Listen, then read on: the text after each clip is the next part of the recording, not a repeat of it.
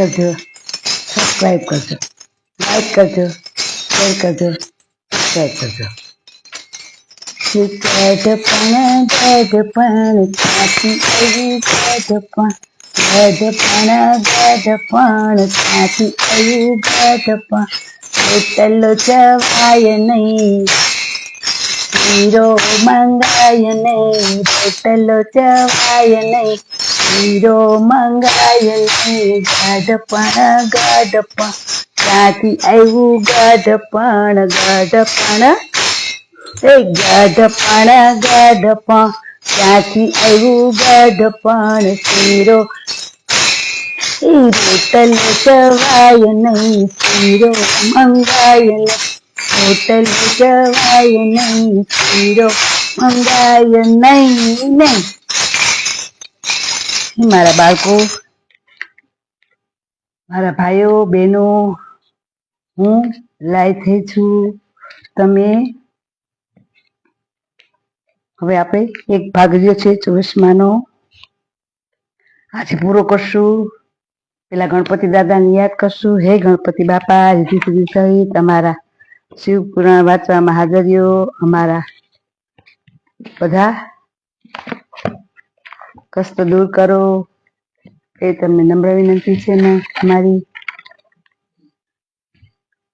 અને આપણે પેલા વિચાર સંધ્યા લેશું.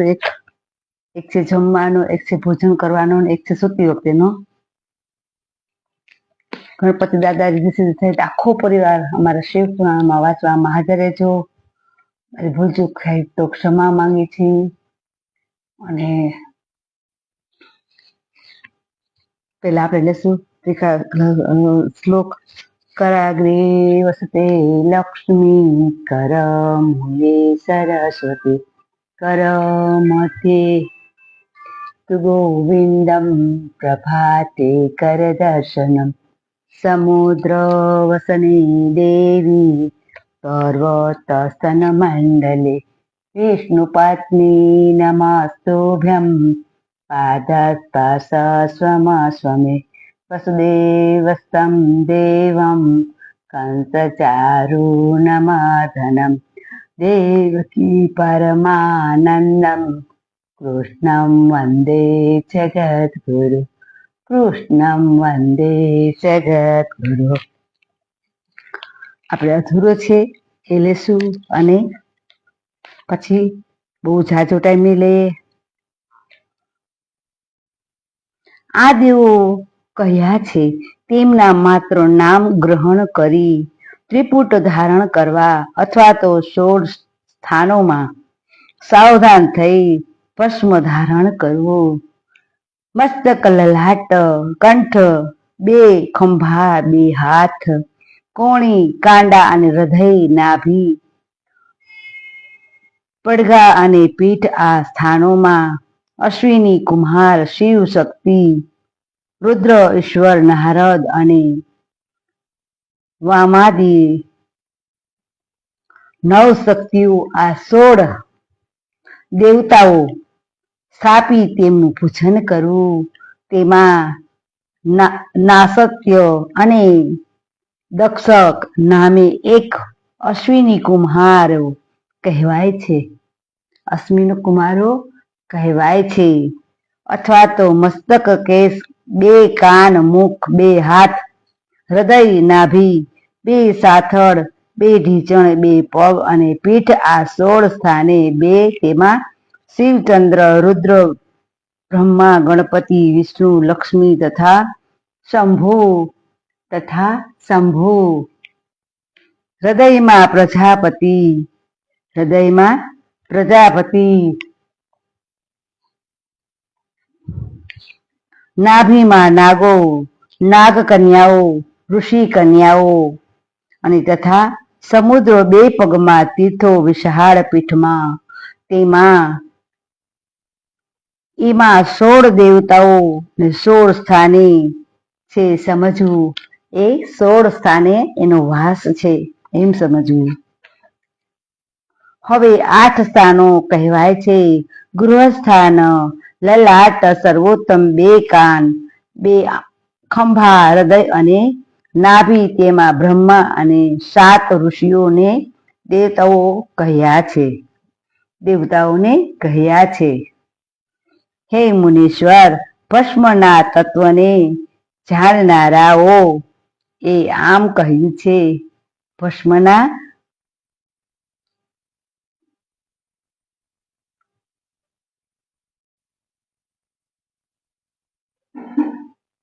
હે ઋષિઓ, બ્રહ્મા અને 7 ઋષિઓ દેવતા કહ્યા છે, અને મુનીશ્વર ભસ્મના તત્વને જાણનારાઓને આમ કહ્યું છે, અથવા ભસ્મના રહસ્યને જાણનારાઓને મસ્તક બે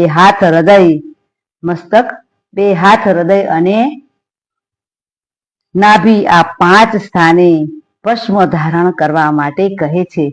આ 5 સ્થાને ભસ્મ ગ્રહણ કરવા માટે કહે છે. દેશ અને કાળને અનુસરી જેમ સંભવે તેમ જ કરવું. જો આખા શરીરે ભસ્મ લગાવવા સમર્થ ન હોય તો તેણે ત્રિપુટ આદિ કરવા, 3 નેત્રોવાળા, 3 ગુણોવાળા અને આધાર અને 3 દેવોના પિતા શિવનું નમઃ શિવાય તે મંત્રથી સ્મરણ કરી, ઓમ નમઃ શિવાયનો મંત્ર કરી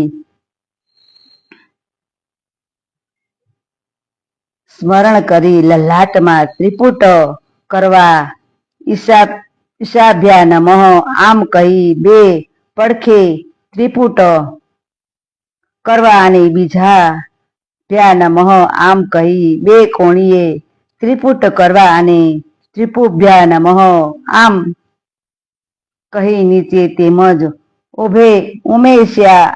ઉમેશાભ્યા નમઃ આમ બોલીને ઉપર, અને ભીમાય નમઃ એમ બોલી પીઠમાં તથા મસ્તકના પાછળના ભાગમાં ત્રિપુટ કરવા,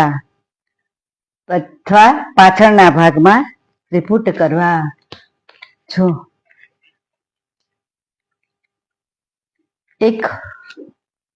બે માજી હતા, એને 2 દીકરા હતા.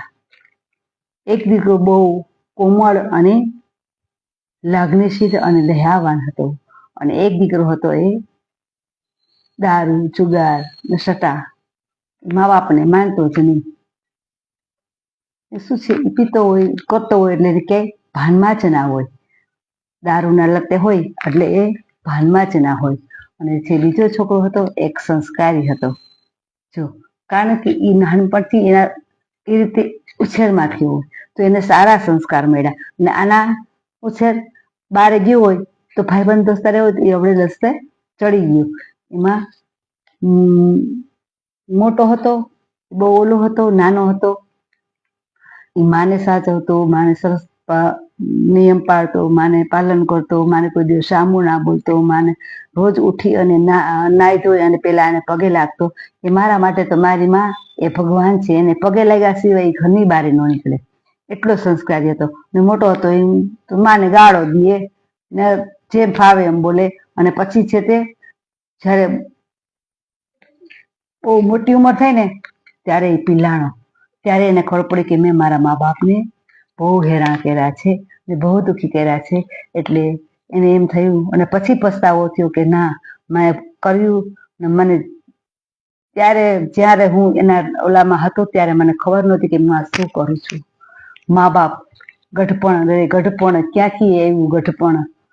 જો ક્યારેક એક છોકરો ડાયો હોય છે, એક છોકરો અવળે રસ્તે હોય છે, તો માને કેટલું દુઃખ થાય. એટલે આપણે 2 શબ્દ ભગવાનના લઈ રોજ, ભલે તમે શિવ પુરાણ ના વાંચો તો કાંઈ નહીં, વાર્તા ના વાંચો તો કાંઈ નહીં, પણ તમે ઉઠી અને કોઈ બી તમે જેને માનતા હો એના ભગવાનના નામ લેશો તો પણ તમારા બાળકોને સારા વિચારશે. એવું કઈ નહીં, હનુમાન ચાલીસા બોલો, જાઓ ત્યારે રોજ હનુમાન ચાલીસા બોલો, ગમે તે નામ લ્યો, ભગવાન તો બધા સરખા જ છે. જો જેને તમે યાદ કરો ને એ તમારી હાજર જ છે. દિલથી તમે યાદ કરો કોઈ બી ભગવાન હોય. એવું નહીં કે તમે શિવ પુરાણ જ વાંચો. શિવ પુરાણ વાંચો તો તમારા ઘરમાં રીધિ સીધી રહે, શાંતિ રહે, ન કંકાસ ના થાય, એટલા માટે હું તમને કહું. બાકી હું એમ નથી કહેતી કે તમે શિવ પુરાણ જ વાંચો. કોઈ બી ભગવાનના નામ થોડુંક 1 કલાક અડધી કલાક ભગવાનનું નામ લઈએ તો આપણા ઘરમાં શાંતિ મળે અને શાંતિ રહે. હવે હું મારી જ વાત કરું છું. મારા પતિ તો નાસ્તિક નથી કે એવું નથી કે ભગવાનને નથી માનતા, ભગવાનને માને, પણ જો હું વાંચતી હોઉં તો મને કાંઈ ના કે ના તો તારું વાંચ. બીજાને 2 ભગવાનના નામ મળે છે ને તો ટીવી એનો શોખ છે તો ટીવી પણ બંધ કરી દે છે. તો એનો સ્વભાવ એની પાસે જ હતો. મારા ઘરવાળાનો સ્વભાવ મારા ઘરવાળા પાસે જ હતો. તો એટલું હું અત્યારે ભલે હું બીજા માટે કરું છું કે કોઈ બી માટે કરું છું તો એને એમ થયું કે ના મારી ઘરવાળી જો આટલું બધાને આમ કરે છે તો મારે હું કઈ બીજું ન કરી શકું તો કાંઈ હું થોડીક વાર ચૂપ તો રહી શકું. તો એ ટીવી બંધ કરી દઈએ. બિચારા મારા ઘરવાળાનો મને પહેલા સાથ સહકાર છે. મારા ઘરવાળો નો સાથ આપે, નો કાંઈ કરે તો હું કંઈ ના કરી શકું. એ પહેલા એ મારા પરમેશ્વર છે, હું એની પત્ની છું. એ મારા પતિ પરમેશ્વર અને હું એની લક્ષ્મી છું. એનો સાથ હોય તો જ હું આ બધું કરી શકું, નકર કાંઈ કરી શકું નહીં. પહેલા પતિ પછી બીજા. ચાલો, મારાથી કંઈ બોલાઈ ગયું હોય તો માફ કરજો. જય શ્રી કૃષ્ણ, જય માતાજી. બધાને મારા જાજાથી જય શ્રી કૃષ્ણ.